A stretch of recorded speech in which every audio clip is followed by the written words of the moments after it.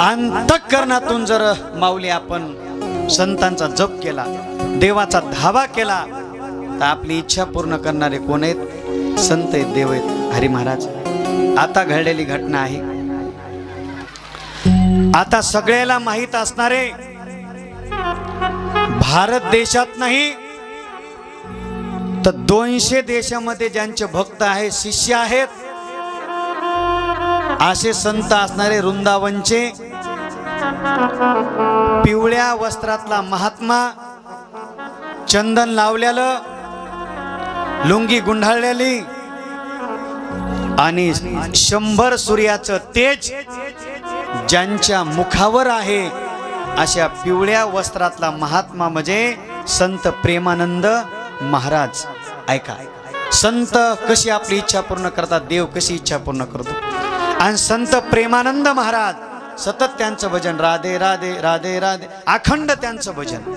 आणि मंडळी, रोज 2:30 वाजता उठायचं, स्नान करायचं आणि त्या ठिकाणी वृंदावनला प्रदक्षिणा करायची, हजारो भक्तांना दर्शन द्यायचं आणि प्रसन्न त्यांचा चेहरा, राधे राधे राधे. काय नवलय त्यांच्यातून आपल्या सांगू तुम्हाला. अरे ज्या प्रेमानंद महाराजांना राहायला घर नाही, ज्या प्रेमानंद महाराजांच्या हातामध्ये मोबाईल नाही, ज्या प्रेमानंद महाराजांना स्वतःची गाडी नाही, अरे ज्या प्रेमानंद महाराजांना स्वतःच्या किडण्या सुद्धा नाहीत, तरी त्यांचं जर तेज पाहिलं तर हजारो सूर्याला लाजवेन असं त्यांचा हास्यमुख चेहरा असतो. मंडळी, आपल्याला घर आहे, बायको आहे, लेकर आहेत, 5-6 एकर जमीन आहे, बँकेत पैसे आहेत, तरी आपल्या चेहऱ्याकडे बघितल्यावर वाटतंय आता काम होतच नाही कोणतं. काय कमाल. अरे ज्या साधूला स्वतःची किडनी नाही, बघा ना, ते साधू किती प्रसन्न आहे, काय चेहरा प्रसन्न, कशी इच्छा पूर्ण करतात देव संत आहे. आणि त्यांच्या छोट्या छोट्या क्लिप महाराष्ट्रभर सर्व विदेशात गाजायला. क्रिकेटपटू विराट कोहली त्यांचा भक्त, हेमा मालिनी मोठी हिरोनी त्यांची भक्त. एवढंच नाही, पंतप्रधानाचा भाऊ मोदी साहेबांचा भाऊ सुद्धा त्यांच्या दर्शनाला गेला. एवढे मोठे फिल्मी स्टार, क्रिकेट स्टार, मंत्री, उद्योगपती सगळेजण त्यांचे भक्त शिष्य. ऐका मंडळी, आणि घडलेली घटना अशी, देवकानंद ठाकूरजी यांच्या मुलांना ही कथा सांगितली. आपल्याच महाराष्ट्रामध्ये नाशिक जिल्ह्यामध्ये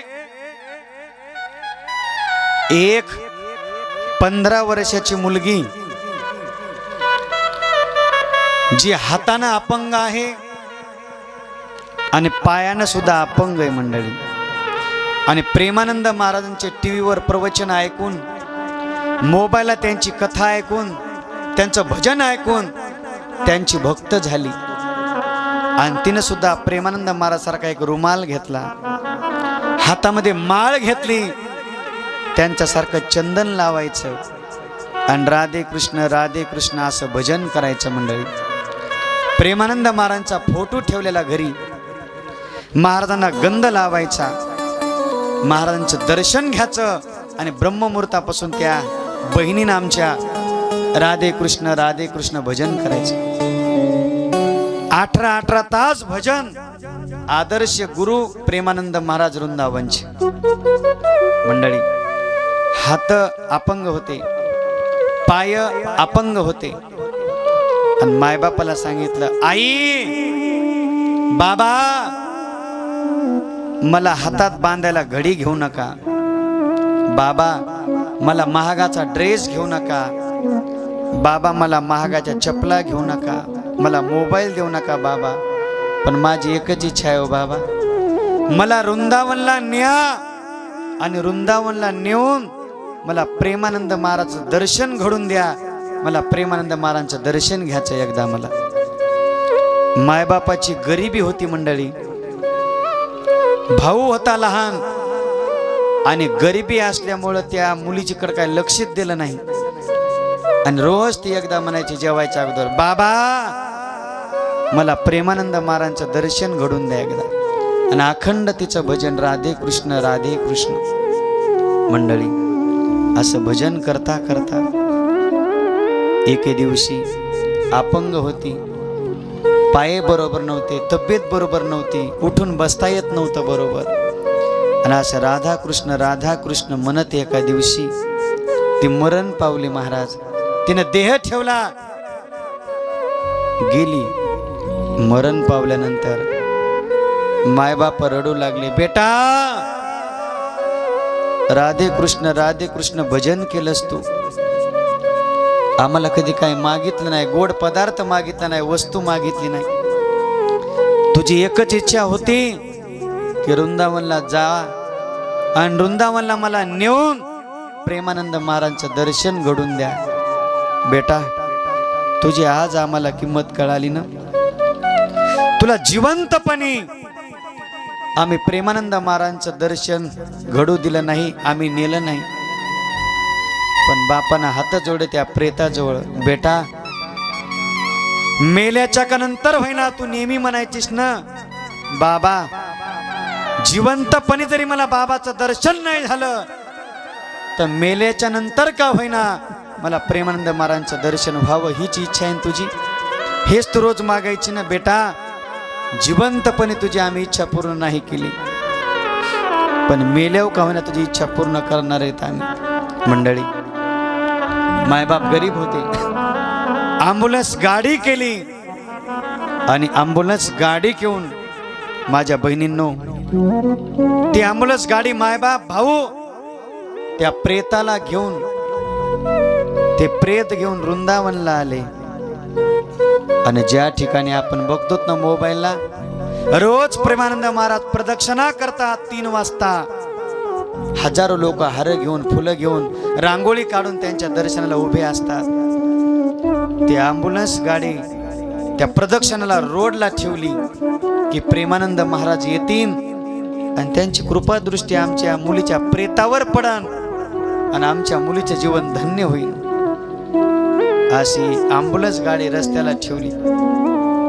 मंडळी 3 वाजले, 4 वाजले, 5 वाजले, पण प्रेमानंद महाराज काय रस्त्याने यायला तयार नाहीत. 6 वाजले आणि 6 वाजता एक गाडी आली, तिच्या माईक होता हातामध्ये आणि अनाउन्सिंग झाली की प्रेमानंद महाराज रोज या रस्त्याला 3:30ला 4ला येतात ना प्रदक्षिणाला. पण प्रेमानंद महाराजांची तब्येत बरोबर नसल्यामुळं महाराज आता 15 दिवस प्रदक्षिणा करणार नाहीत, त्यांची तब्येत बिघडलेली आहे. मंडळी मायबापानं ते शब्द ऐकले, त्या मुलीच्या पायावर डोकं ठेवलं, बेटा जिवंत असताना आम्ही तुला दर्शन घडू दिलं नाही, आम्ही आणलं नाही तुला इथं, आणि आज तू मेल्याच्या नंतर सुद्धा बाबाची तब्येत बिघडली, काय करावं आता. पण एकदा आपण प्रयत्न करू, आश्रमात जाऊ त्यांच्या. त्या ॲम्ब्युलन्स गाडी स्वतःच्या मुलीचं प्रेत आहे मंडळी, त्या गेटवर आले, विनंती केली सर्व त्या संन्यासी महात्म्याला की आमची मुलगी अखंड 18 तास भजन करायचे, श्रीकृष्ण जय कृष्ण. आणि तिची इच्छा होती की प्रेमानंद महाराजांचं दर्शन घ्यायची इच्छा होती, आम्हाला दर्शन घेऊ द्या. तिथल्याने सांगितलं आतमध्ये कोणाला प्रवेश नाही, बाबा झोपून आहेत, त्यांच्या लहानपणीच किडण्या गेलेल्या आहेत, ते उठून जरी बसले तर खूप त्यांना वेदना होतात. सगळ्या डॉक्टरने सांगितले त्यांना आता आराम करू द्या 15 दिवस. मंडळी मायबापानं भावानं त्या गेटचं दर्शन घेतलं, म्हणले बेटा आता देवाचीच इच्छा नाही का तुला आता दर्शन घडून द्यायची. अरे ती ॲम्ब्युलन्स गाडी स्मशान भूमीकडे आली आणि वृंदावनामध्येच आता अग्नी डाग द्यावा आमच्या मुलीला. स्मशान भूमीपाशी आली गाडी, प्रेत उचललं, स्मशान वाट्यामध्ये ठेवलं, लाकडं जमा केले आणि लाकडं जमा करून स्वतःच्या मुलीचं प्रेत त्या लाकडावर ठेवलं. आता 2 मिनिटात अग्नी डाग द्यायचा आहे आणि मुलीला त्या ठिकाणी अग्नी डाग देऊन दहन करायचं. मायबापानं हात जोडे, बेटा आयुष्यभर तू म्हणायची मला महाराजांचं दर्शन घ्यायचंय, प्रेमानंद महाराजांचं, मेल्याच्या नंतर तरी मला दर्शन घडू द्या, पण आज तुला दर्शन नाही घडलं, क्षमा कर बेटा. आणि आता अग्नी डाग देणार त्या क्षणाला त्याच रस्त्यानं राधे कृष्ण राधे कृष्ण राधे कृष्ण भजनाचा आवाज आला. पाठीमागं पाहिलं तर स्वतः प्रेमानंद महाराज आणि त्यांचे 4 शिष्य या स्मशानभूमीकडे येताना दिसले. समोर पाहिलं बाबा कसे आले आणि स्वतः प्रेमानंद महाराज चालत चालत त्या प्रेताजवळ आले. त्यांचे 4 शिष्य आहेत आणि आल्याच्या नंतर सगळ्यांना पाय पडे, बाबा आमच्या मुलीची इच्छा होती आयुष्यभर एकदा तरी तुमचं दर्शन घ्यायचं, पण जिवंतपणी तिला दर्शन तुमचं झालं नाही, पण मेल्याच्या का नंतर होईना तुम्ही तिचा अग्नी डाग द्यायला आलेत. बाबा आयुष्यभरीनं भजन केलं. प्रेमानंद महाराज त्या प्रेताजवळ आले, ज्या प्रेतावर त्या मुलीला ठेवलेलं होतं, अखंड तिनं जय कृष्ण श्रीकृष्ण राधे कृष्ण भजन केलेलं होतं. प्रेमानंद महाराज तिथं गेले आणि मंडळी स्वतः प्रेमानंदच महाराजांनी त्या मुलीच्या पायाचं दर्शन घेतलं.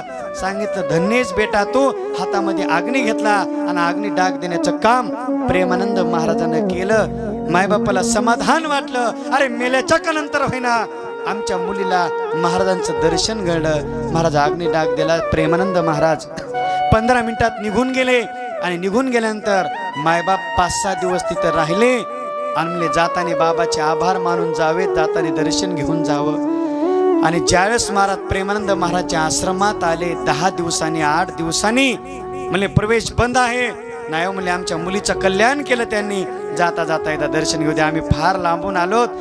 18 तास वाट बघितली आणि मग त्या दुसऱ्या संन्यासानं ओळखलं की जिज्ञासू आहेत, यांना दर्शन घेऊ द्यायचंय. आणि मायबापन बाहू ज्यावेळेस भाऊ प्रेमानंद महाराजचं दर्शन घेतलं लांबून, बाबा तुमचे आभार आहेत, आमच्या मुलीला मेल्याच्या का नंतर होईना तुमचं दर्शन घडलं. बाबा म्हणले कधी घडलं? म्हणले 8 दिवसापूर्वी.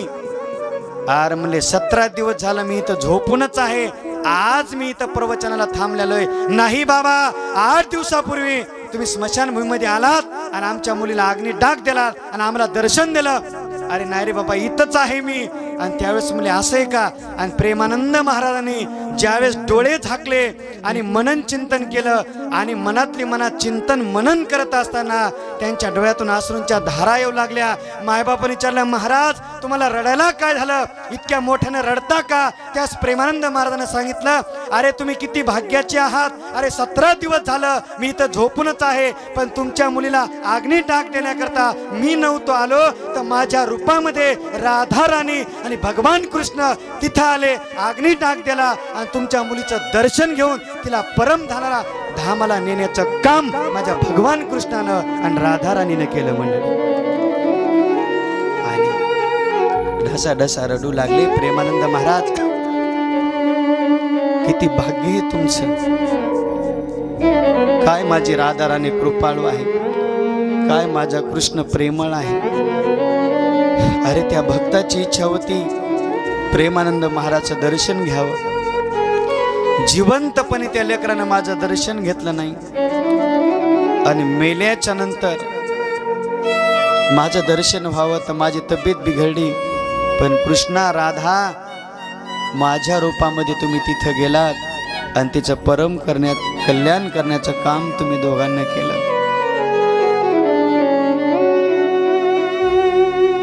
जय राधे श्री राधे, जय राधे श्री राधे, जय कृष्ण जय राधे राधे जय कृष्णाय वासुदेवाय हरे परमात्मने प्रणत क्लेश नाशाय श्री कृष्णाय